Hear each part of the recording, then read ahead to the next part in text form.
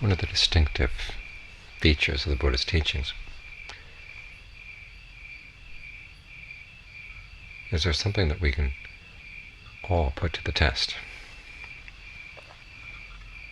He doesn't ask us to believe in things that we have no way of knowing. Now, there's some things we may not be sure of yet.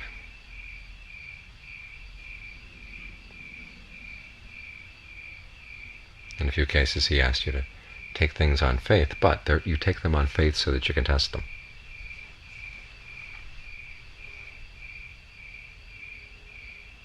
For instance, the teachings on karma. He never gives an airtight proof that what he teaches about karma is correct. But the things that he teaches are things that you would really like to believe. That you really do have choices. Your actions do make a difference.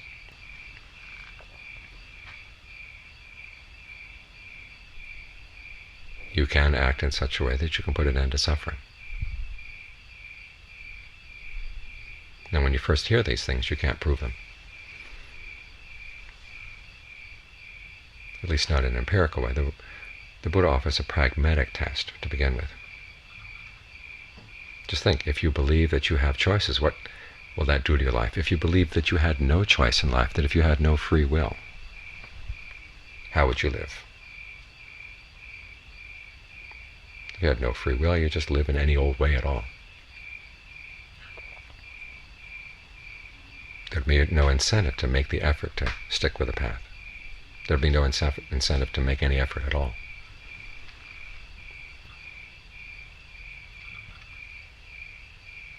So on the pragmatic level, it makes sense to take as a working hypothesis that you do have choices. Your choices do make a difference.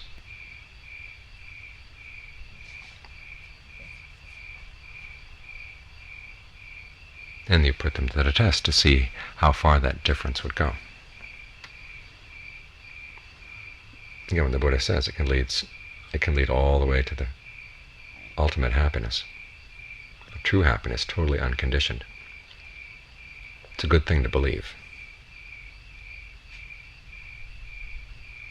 It helps keep you from getting waylaid by lesser forms of happiness.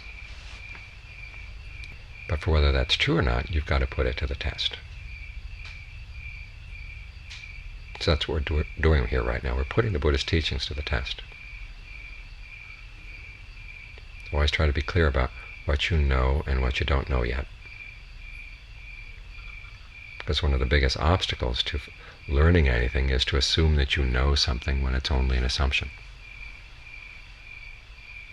So we assume the teachings on karma, we assume the principle that we do have choice, and that all of what we're doing is worthwhile.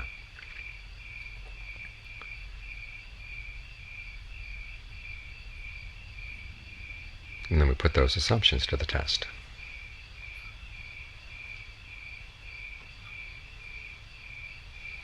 The Buddha was an amazing teacher. He never tried to intimidate anyone into believing what he taught.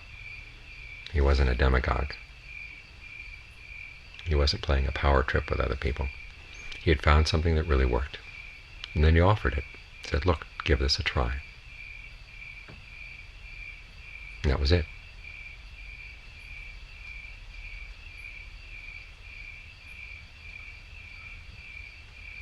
So the teachings are there for us to try, to sample.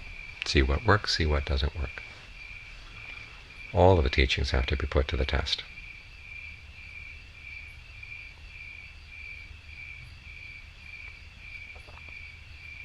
The Buddha says that mindfulness and alertness are really helpful. Let's see how helpful they are. Let's develop mindfulness. Let's develop some alertness. Discernment, he says, is a good thing.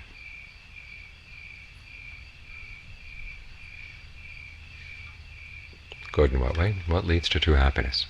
That's always the main context of the entire teaching. It's the assumption that we all want happiness, and the assumption that it's basically a good thing, this desire for happiness. Where it goes astray is that we have all sorts of wrong ideas, one about what true happiness would be, and two, how to get true happiness.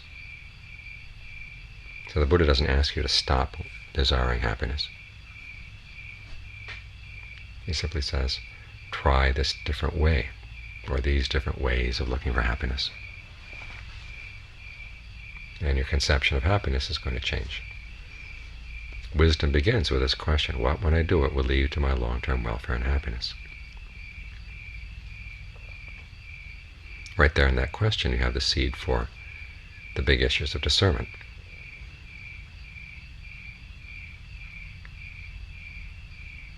The test for happiness is, one, that it's long-term. So anything that's inconstant or impermanent will not qualify. Two, it really does have to be happy. So anything that's stressful doesn't qualify. And three, it has to be something you can trust.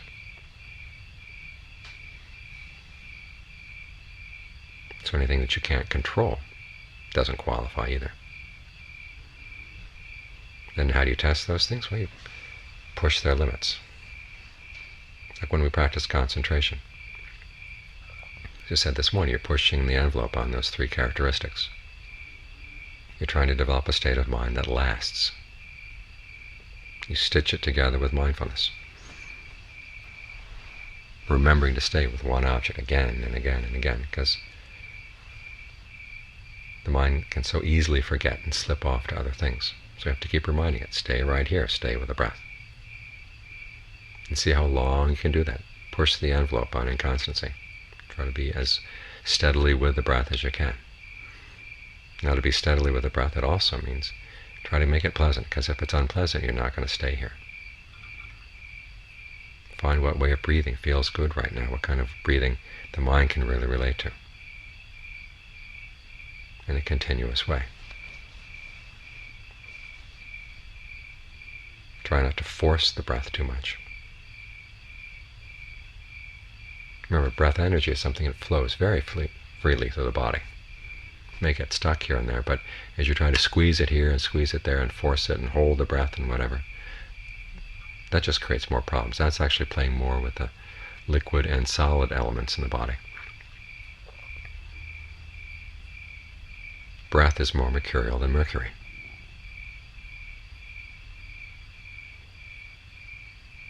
It's constantly flowing, constantly moving. So don't try to bottle it up.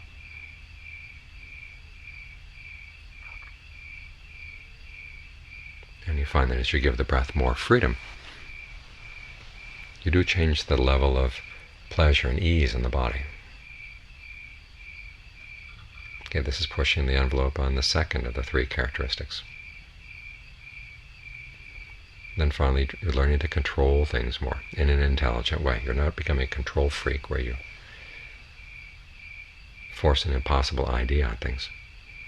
People who really have control are the ones who master the principle of cause and effect and see how you can effectively have an impact on events in a way that doesn't require that you're constantly stressed out over them. So to what extent can you control the mind? Can you control your choices, control your intentions? We're pushing the envelope on the third of the three characteristics here. Ultimately, you find the point where they push back. But you don't know them for sure until you've pushed them as far as you can.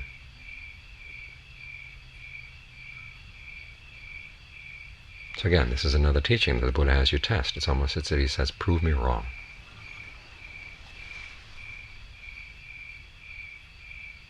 And so we're here to explore. We're not here to clone enlightenment.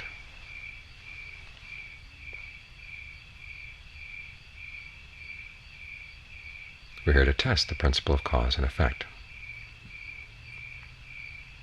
Do our choices really have an impact? Do they have an impact for the good? What, when I do it, will lead to my long-term welfare and happiness? Do my actions have the ability to lead to long-term welfare and happiness? Exactly how good is that welfare and happiness? How far do those concepts go? We're here to test them.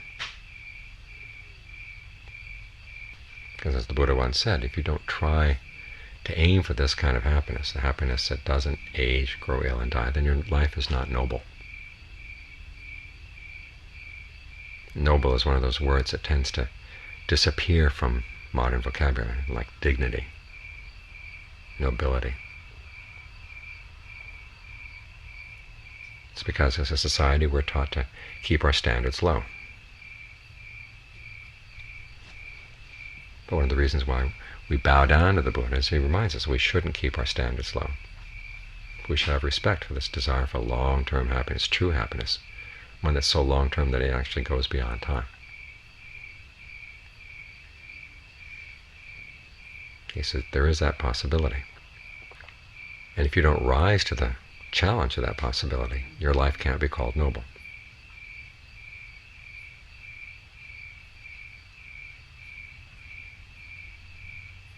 So put the possibility of nobility to the test and see how far it can take you.